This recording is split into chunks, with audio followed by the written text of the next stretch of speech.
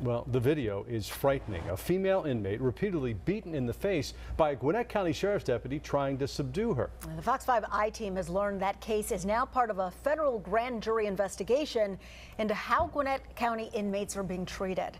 Fox 5 I team reporter Randy Travis is here now with exclusive details. That's right, Sanae and Russ. Yeah, the grand jury is asking for all records and videos, including involving 26-year-old Shelby Clark. This is the third subpoena for records at the jail, but the first concerning a case where a deputy has already been arrested. This is Shelby Clark, her right eye badly bruised, a picture her family says was taken 1 week after this.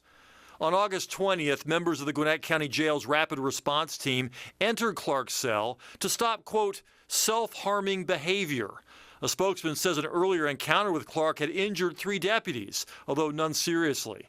3 punches from this deputy would send Clark to the hospital. I only watched it one time. I can't watch it again. But no matter what you do, nobody should deserve to get hit like that. 11 days after the incident, the Sheriff's Department arrested one of their own. Aaron Masters is charged with battery, the first member of the rapid response team to face a criminal charge, while a federal grand jury continues its own investigation.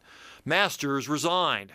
This week, the panel subpoenaed all records and videos involving that August 20th incident, a sign the feds aren't just focusing on what happened in the past. The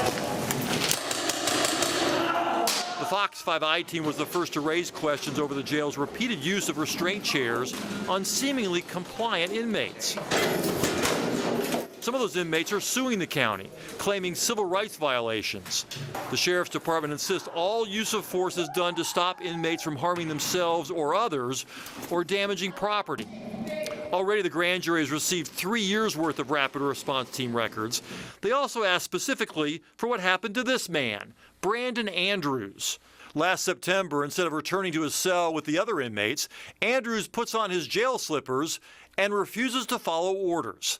The rapid response team tackles him, somewhere under there also firing a taser into his chest and thigh. What do both inmates have in common? According to jail records, each has mental health issues. She's not the only one like that in that jail, is she? No, she's not. They're overcrowded now with mental patients because there ain't no place to go in Georgia. There ain't no place to put them. Among other things, he says his daughter suffers from microencephalitis, her brain not growing to fill her skull. She's still in the Gwinnett County Jail on her original charge of hitting another patient at the Gwinnett Medical Center. It's the 3rd time she's been jailed because she attacked someone. I told her she couldn't hit, you know, she's got to stop this hitting. She said, I know, but she's always said that. I know, and she still hits. I've been there before. I've been frustrated enough. I wanted to hit her, but I never did. Shelby Clark has been in the Gwinnett County Jail since July. Her father says she can't post bond until he finds a mental health treatment facility that will take her. So far, he says, none will, and you can really sense his frustration there. Yeah, what does Shelby's dad say about the grand jury investigating this? This is exactly what he wanted, Sanae. Yeah, I mean, he's happy that the deputy resigned. He's happy the deputy was charged, but he thinks there's a lot more going on in that jail, especially when it comes to mentally ill inmates. Yeah, not to prejudge, but to harm somebody, to stop them from harming themselves, doesn't make a lot of sense. Does not make a lot of sense, Russ. You're right. All right, Randy. Thanks, Randy. Okay.